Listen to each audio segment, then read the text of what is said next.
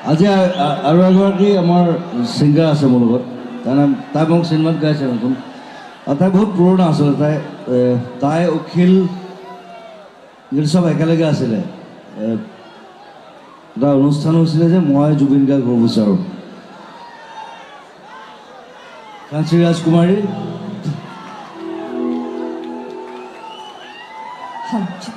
তাই প্ৰথম উঠিছে কিন্তু আজি ষ্টেজত মোৰ লগত